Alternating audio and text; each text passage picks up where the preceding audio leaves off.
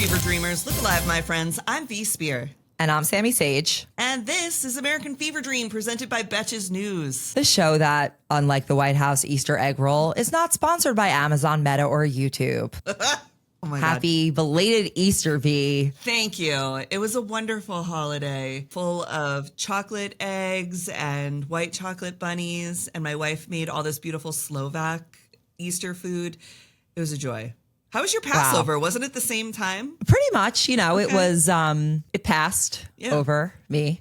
We watched Jesus Christ Superstar and Easter Parade like twice each, you know, for good measure. Good. Great. Did you watch the 10 Commandments? No, I don't watch the. No, but I love That's Moses. Scary. You know that I have like a thing for Moses. You gotta watch the 10 Commandments. Yeah, we're gonna get into all of this because, as people know, the Pope. But I do want to intro today for the first half of our episode. We are going to be joined by Catherine Rampell, Washington Post columnist and new anchor of MSNBC The Weekend. Look, we love our MSNBC gals here. And then later in the episode, and this kind of happened a little bit by accident, I had a whole conversation with Stephanie Ruhle about the tariffs and everything that's going on with, our interest rates and bonds and everything. It's really a very fascinating conversation, bringing together the rule of law and our economy. So that will be the back half of the episode. But to get started, welcome, Catherine. Thank you for having me. Thanks for being on. And one more thing I forgot to let everyone know, we are on YouTube. We are on YouTube now, full episodes. So watch us there if you want to see our beautiful faces. Catherine, you are starting at MSNBC, quite an interesting time to be working in media. And, you know, your job at Washington Post has been during quite a transition as well. Can you tell us, like, what is it like working at those outlets now, or just really in general as a journalist at like such a precarious time? It is definitely a really charged time to be a journalist. I feel like the stakes are very high and the venom is very forceful. But I feel super motivated, I think, is the other side of things. I feel like I have a lot of friends who are feeling deflated and powerless and just overwhelmed by everything that's happening. And I totally understand that. But in some ways, I feel fortunate to be in a field where there is work to be done, you know, and there's a lot of terrible, terrible things happening in the country. It's like everything is a distraction from everything else that's even worse, if that makes any sense. So I cover the tariff war, but I also have been writing recently about attacks on American children by taking away their food supports and health care and discouraging the parents from getting the kids immunized. Like tons and tons of bad stuff happening that just gets crowded out of the news. And it's like, this is why I have this job, you know, to shed light on really depressing stuff, frankly, but to get people informed, help people feel more informed and have more agency. How's it been at WAPO only writing about personal liberties and free markets? So I will say I have not written anything different than I would have written before. So if you read my stuff, I have not pulled my punches on anything. I am still very critical of the authoritarian decision-making within the White House and beyond. I have still been very critical. Hey, look, being anti-tariff, which I generally am, is pretty pro-free market, but I can't say that that's like a new development for me. And I've been very supportive of the safety net and critical of attempts to gut the safety net. I don't know if that counts as free markets or not free markets these days. I have other colleagues, you know, who have been, if they've criticized our owner, have been in more difficult positions. But I'm doing exactly what I was doing before, which knock on wood, continues. It's a good thing, I guess, you weren't making fun of Katy Perry before, because it would have been really difficult for you. You know, this week would have been a tough one to have to abstain. You know, not core to my beat, but I'm sure somebody might feel like they have That's to. That's my beat. Yeah. They need me to cover Katy Perry. Something I want to ask, if you could be more specific.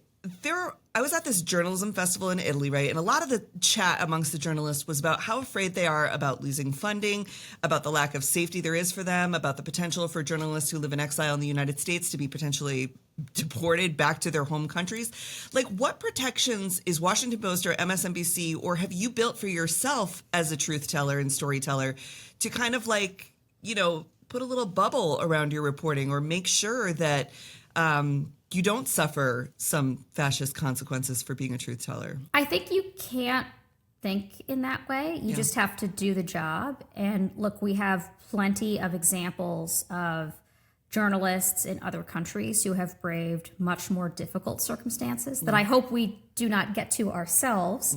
Like there's this event every year, the Committee to Protect Journalists does an event in November. I don't know if either of you have ever been, but it's incredibly inspiring, where they will give these awards to people who have shown tremendous bravery in holding their own governments or other powerful figures like cartels to account, and have put themselves or family members at great personal danger. And they've done it anyway. And every year I've gone and I've felt just in awe of these people. And I'm like, okay, if these people can stand up to assassination attempts, surely I can withstand people being mean to me on Twitter. Sure. You know, like, or whatever the prior thing was causing me angst was. And now it is a greater risk, but I think you just have to not let that influence your writing and trust that the institutions that employ you, including MSNBC and the Washington Post, will have the firepower, have the legal firepower, amongst other things, to ensure that your rights will be protected. And otherwise, I don't think it's possible to be a journalist and to be constantly worried about how will this come back to, I don't know, to bite me in the butt or whatever, or throw me in the prison cell.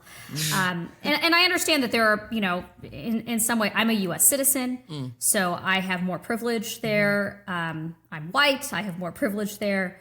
And colleagues who are people of color, and particularly people who are not citizens, may have a lot more fear. But I think a lot of news organizations have been lining up the resources that they need, at least the good news organizations, to make sure that journalists can do their jobs and outsource the rest of the legal risk, legal management, et cetera, to other people who specialize in that. Hear that, Murkowski? Do it scared anyway. That goes for journalists. It goes for Congress. Yes, exactly.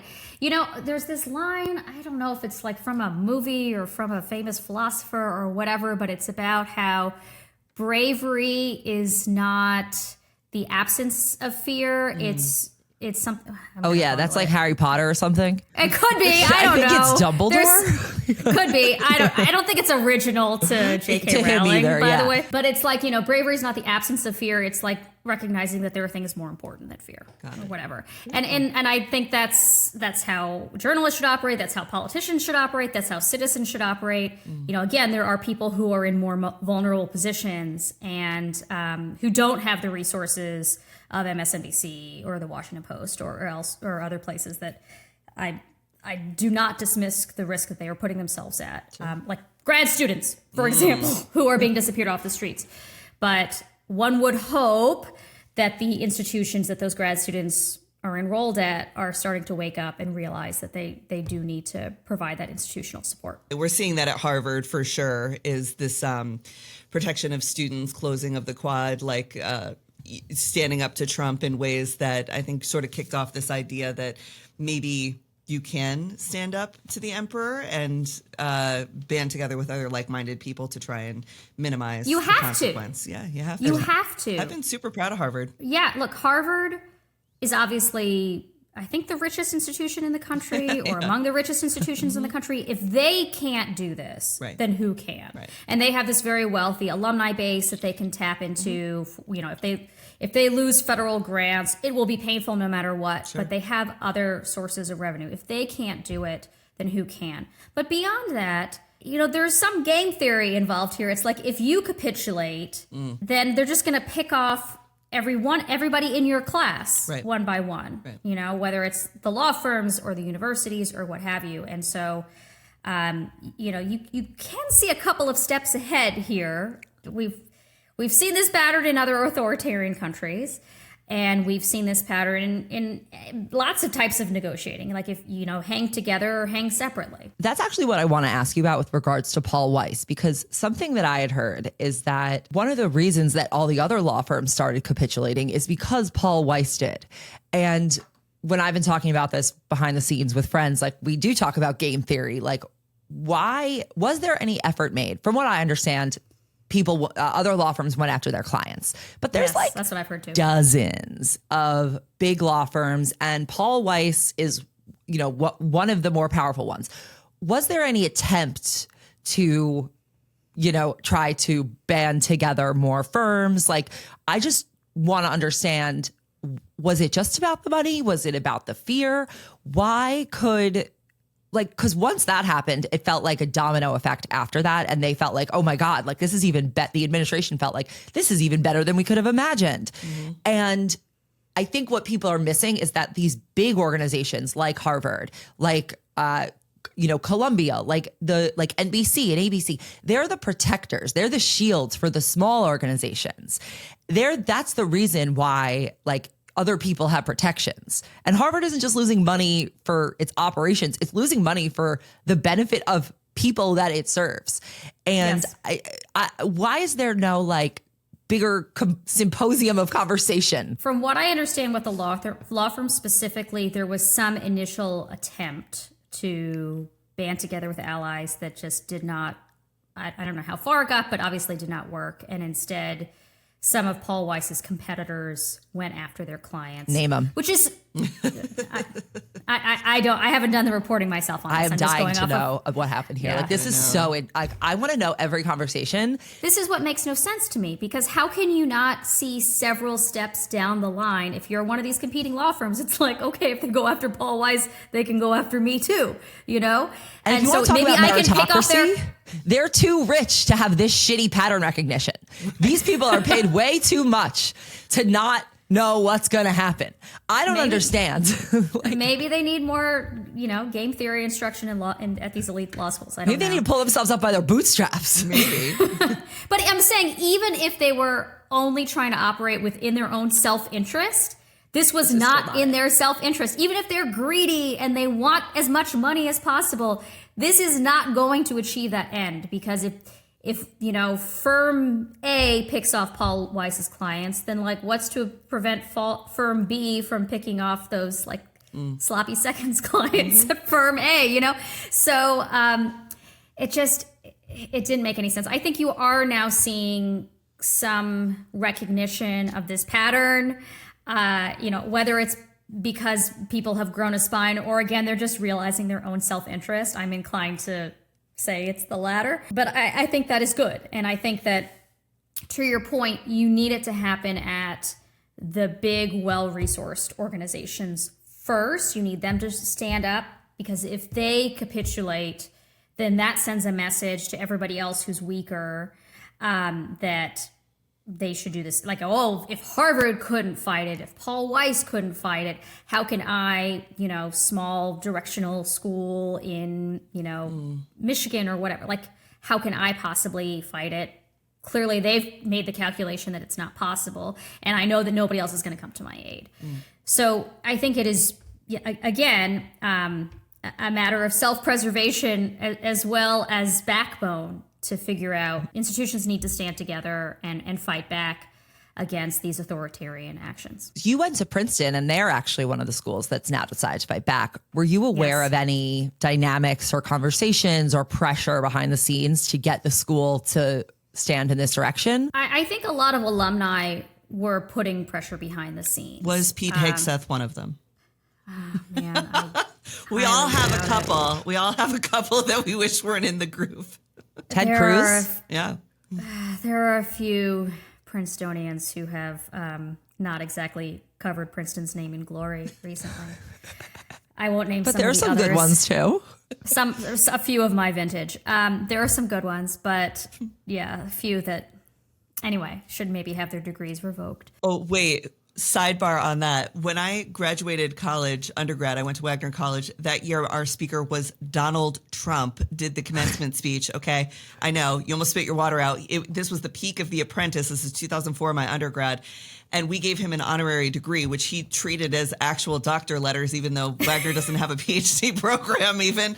And they revoked it. Finally, the alumni put up such a stink for them that it took until January 6th for them to do it. But they did take away, my college did take away his honorary degree. And so was there a lot of internal debate Yeah, about 'cause this? I Or went they to just like school- forgot that they had done it? No, it was okay. it was a big deal from the day that they did it, because I went to school in Staten Island, and he was like, I don't know, his father was like a slumlord on Staten Island, and Staten Island's a very strange but lovely place.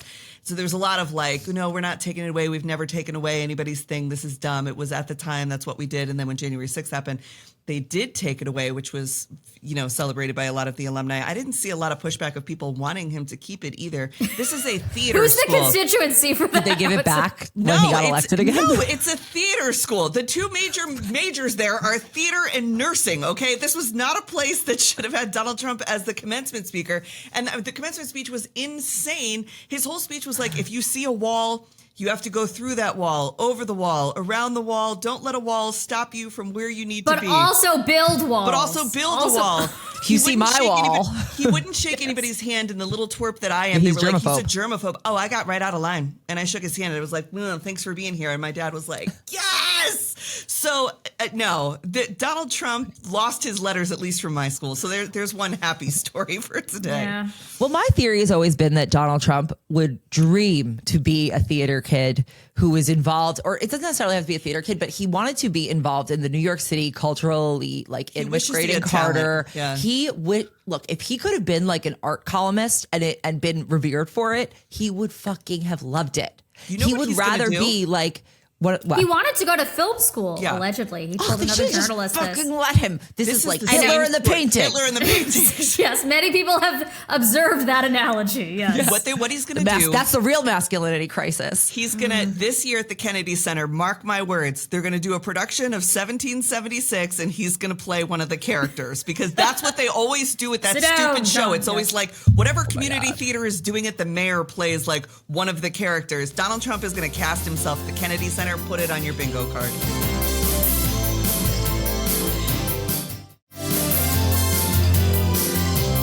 Shall we talk about the Pope? Yes, let's talk about the Pope. Okay, so my other greatest fear, the Catholic Church, and the Pope, who got sick back in February, and we really thought perhaps that was the end, struggled through pneumonia, got a little bit better. After meeting with J.D. Vance, passed away just hours later. So Coincidence. what do we After think he about first this? snubbed JD Vance Yeah. and sent his deputy to give him a lecture on compassion, True. which is just so fucking insulting if you're the vice president and you need a lecture on compassion from the Pope, your local parishioner. I am just going to imagine that J.D. Vance must have pestered the shit out of the Vatican to get the Pope to be like, I will just stand there with him. He gave him that stank face of disgust the entire time.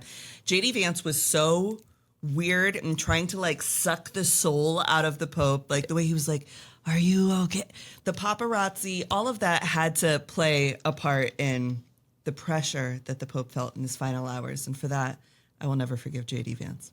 It was a selfish move. It was a weird, selfish move. His wife and his kids weren't there. But now that the Pope has died, much like the movie Conclave, the Vatican's about to shut down and they're going to choose a new Pope. Have you heard anything about... Maybe it'll be Trump. Oh, my God. Well, He's not a Catholic. listen, I know. I'm Like kidding. that matters. Cardinal Burke, who is...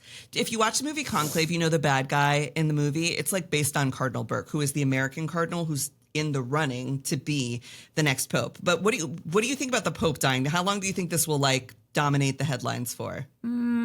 I don't know. I think in the United States, probably not very long. You don't think because, so? Okay. Well, I just Too feel much like else. there's too much else going on. You know, it's things like the news cycles. If they used to be 24-hour news cycles, they're now like 12-hour news cycles. And also, Trump is probably going to do something crazy to put himself back front and center, because that's what he likes to do. He likes to be the center of attention. And he's probably jealous at this point of the Pope getting all of these adoring headlines from fans and worshipers around the world who admire his commitment to compassion and love and serving the poor. So Well- wouldn't surprise me if that in and of itself motivates Trump to do something, but he doesn't even need that. I think the problem in the United States is that like there's so much happening at once that everything crowds out everything else. But Well, the four I would hope that doesn't happen. My prediction is wrong. the four front runners none of them are nearly as liberal or kind as Francis was. This is going to be certainly a change for the church. Very likely it will go from like a liberal to a conservative, which is kind of how it's gone. You know, we had like that super conservative one, then we got Francis. The first one is Cardinal Sarah, who is a conservative, who compared the LGBTQIA community to ISIS. So that's not going to go super great. The other one is Mueller. Instead of defrocking a convicted pedophile, Mueller just moved him to a new church. That pedophile priest reoffended and was convicted again of essaying multiple children. Not a great guy, but in the running. Cardinal Burke, the American, this is the one that I'm actually really most worried about. Born in Wisconsin, he's the cardinal that said Joe Biden should not get communion because Biden supports abortion rights. He is pro-death penalty, anti-palliative care, anti-stem cell research, once tried to get Sheryl Crow fired from a gig for performing a charity fundraiser. Like for abortion. He is openly pro-Trump, organized a group to confront what he called the man crisis in the Catholic Church brought on by feminism and girls being allowed to be altar servers. This is where we hear a lot that in the United States, like the fastest growing religion is Catholicism for young white males. This is Cardinal Burke at the heart of that. And he is president on the board of advisors to Steve Bannon's Little Religious Institute, which is an academy that Bannon set up to train right-wing Catholic activists. The last one is this lovely man known as the Asian Francis. He's probably not going to get it. It's Cardinal Tagle. He hosts a Catholic TV show and says that it's sad anyone who worships idols sacrifices other people while preserving themselves and their interests. He's very, very nice. I'd love to see him be the Pope, but I don't think he will. And I don't think that Italy or the Vatican will ever give the Americans power like that, because that'd be crazy. Not now. But I'm very concerned about Cardinal Burke's influence rising even in the United States, given the amount of support he has behind himself, if he is even, and he is being named as one of the potential successors. Well, I was joking before when I said it could be Trump, but Burke, from your short description of him, sounds like a very, very Trumpy figure. He is. And so I worry about, the right wing really amplifying the profile of Cardinal Burke and normalizing a lot of his like really hateful things. Like to be anti-palliative care, how very sort of Mother Teresa of you, I suppose. But yeah, super, super, super old school kind of like hateful. Well, maybe a newly appointed intersex cardinal will show up and win over everyone's votes from Afghanistan. I think it's going to be choice one or two. That's my prediction. Catherine, which one do you think? Maybe I am a heathen Jew who knows so me little too. about the Catholic Church. From the shtetl. Great. Yes, exactly. Yeah. Okay. Yes. So we know not of this. I don't know. I don't feel competent to make a prediction. Okay. Here. Next time we have you back, we'll talk about Moses, who is my favorite Catholic figure that is Jewish. Watch Jesus saves, Moses invests. That's right. That's right. Oh my God. Speaking of religion, we're going to close out with a moment of Zen. Yeah. Catherine, you're our moment of Zen today, actually. We're going to play a clip. Germany thought it was a Sig Heil. This salute trutherism is outrageous. This is the most. Do it right now on TV. This is the biggest conspiracy. Do it right now on TV. It's crazy. If you think it's normal, if you think this is a normal way to greet people, do it right now on TV. Why won't you? I want to. Such a good one. I leapt from my couch watching that. This was in my like Abby Phillips watching week for whatever reason, and I remember seeing it and I was like screaming. It was a slay. It was good. I can say that was not planned. It didn't look planned. It looked like it was not. I was just so angry. The whole segment was supposed to be about how Elon Musk was like playing footsie with Nazis. Yeah. He had just done this speech before Germany's right-wing party that thinks that there should be less emphasis. Like half of them or not half of them, but like a large portion of members of AfD, this party, are Holocaust denialists. Mm-hmm. A lot of them think that the Holocaust was not that big of a deal. And Elon Musk had just given a speech to them basically saying that was the right approach, that they should stop feeling so guilty about Germany's past. And it was very clear what he was referring to. And so I just kind of rattled off a list in that segment. I rattled off a list of like, maybe Elon Musk has lost the ability to have benefit of the doubt. Yeah. And he's accused of saying things that are either pro-Nazi or at least the Nazis take as pro-Nazi, given that he made these comments in Germany recently. He has retweeted people who amplified the Great Replacement Theory, which basically says Jews are trying to populate America with brown people to hurt white people. And I said, and by this, yes, yeah, you can look this up. He said, and he's retweeted comments about like, I forget the exact phrasing, but it's something along the lines of, Jews are, what was it? I'm trying to remember. But anyway, it's something like, like Jews are trying to hurt white people. And, yeah, there's a whole debate about whether we print money Jews are and we replace white people. Sorry, Yes. don't clip that. I didn't say that. Yeah. And didn't I won't tell you. That's our secret. Yeah. That's Oh our my God, you secret. guys in the space lasers, you never include me in anything. I know. Sorry. Anyway, It goes in the so- matrilineal line. I don't know what to tell you.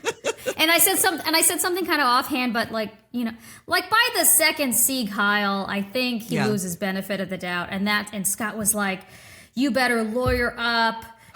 He's going to sue you for saying this was a Sieg Heil. And then I lost it. And I was like, if you think it's so innocuous, do it right now on TV. And actually, after that segment, I was kind of embarrassed about how angry I got on TV because I don't like losing my composure in general, but especially on live TV. And I remember coming back because it was late at night, come back and I see my husband. He's like, how did it go? And I was like, oh God, it was terrible. I got so angry. I lost my cool. And I was not expecting the thing to blow up. And it did. I think you were like pretty composed for an angry person. was If the that's right you thing. losing control, like, Oh man. Well, look, I think on the one hand, for me, it felt very uncomfortable to lose my composure. But on the other hand, I think that maybe other people identified with it because it's like, stop gaslighting us. Like, stop pretending this stuff is not pro-Nazi or at least empowering the far right, whether they call themselves Nazis or not. And I don't know, the whole exchange was very upsetting. Actually, one thing that isn't included in the viral version of that clip that you just played was at one point Scott referred to himself as something like the biggest defender of the Jews on CNN. not an anti-Semitic bone in his body. Blah, blah, blah. And I was like, I didn't even know how to reply to that because I was like, I think we can use better friends than you. I think we deserve better friends than you. As the only Jew in this room right now, I'm pretty sure you do not make the cut as the greatest defender of the Jews. Jeez. But yeah, I was very angry after that. Is he like that for real, or is this like something he does because that's the seat he has on the show? Because it is just unusual to me how like blindly dedicated he is to constantly towing the right-wing line. It's just how it is. I could not tell you, I can't see inside his soul or his head, so I can't tell you how much he believes of what he's saying versus how much of it is playing a role. I wonder this about a lot of people who are on TV as like professional Trump surrogates because you have to defend the indefensible. Right. So I don't know. I will say that if you look at things that he said a year earlier or even 6 months earlier, they were much more critical of Trump. He was clearly in the Nikki Haley camp during the primary. So I don't know if he actually, genuinely So he plays a Trump supporter evolved. on TV. Yeah. I don't know. Yeah. I don't know. Maybe he's a true... people change their minds about things, so I could not tell you. I can just tell you that whether he believes it or not, I think the effect is very poisonous. Sure. And it would be... Anyway... And I that's all hope other people who are on, that. I hope that other people who are on with him now, I'm no longer at CNN, obviously, but I hope other people who are on with him now will push back against similarly poisonous and often dumb rhetoric.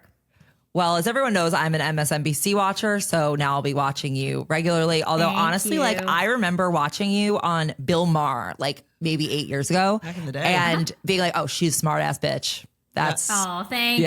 Thank Take you. if you I take it want as a that on my compliment. business card. Yeah, smart. Tribe Put it knows on your stationery. Smart ass bitch. Smart ass bitch. Smart ass bitch. Maybe just for the Bitch. depending on who you for accuracy. Yes, For accuracy. exactly. I'm not a super cable TV watcher, but I have been you're missing out lately. on all the fun. No, I've been watching lately, especially since it's on 24 hours a day in your house. So if I'm ever at Sammy's, it's definitely on. But I've been enjoying the Amen show as well, and I think he's getting some new. I think they're Yeah, he'll doing be on great the show. stuff. He'll be on with you. He'll be a co-host with me. Yeah, it's a great I think he does a great job of like, it feels different. I mean, MSNBC, if you haven't watched in a while, I guess I would say maybe give it a chance, because I didn't watch for a long time and everybody thinks I must watch all the time. I'm just not like because honestly, I find myself imitating people if I watch it too much. I'm like too influenced, so I can't like visually watch somebody. But I've liked the way they're going lately. It doesn't feel like a bunch of people sitting around bitching about something. It's not the same people all the time. There's a lot of like new talent coming up that I think they're giving a good chance to. It doesn't feel scripted like it. It felt a little stale, like maybe last year or so. Well, I think and it feels fresh now. Our show, it's still in the works. It hasn't launched yet, but I think it's going to be very conversational. Yeah. The 4 co-hosts, so you mentioned Eamon, it's also Elise Jordan and Antonia Hilton. Yep. And we all have very different backgrounds, journalistically or otherwise. We have different kind of areas of expertise. And I think there's some disagreement among us on a lot of different issues. But it'll be civil disagreement. Like, I think it's not that much fun to watch 4 people sit around a table and agree with each other on everything. Yep. But you also don't want like the combat, So I think it'll be like thoughtful conversations, and we each bring something very different ideologically and in terms of actual substance expertise. So I think it'll be a great conversation. And I honestly hadn't known most of these people before learning that they were going to be my co-hosts, and they're all amazing. Yeah, like Rebecca Cutler and Greg Kordick, who are the ones who cast this ensemble, they know what they're doing, because I think we all really like each other. Like, we instantly like each other, even if not all of us knew each other. And I think there'll be a lot of mutual respect and just great dialogue. Yeah, I'll be watching. I like it. Me too. When does it start? Give us a date. Early May.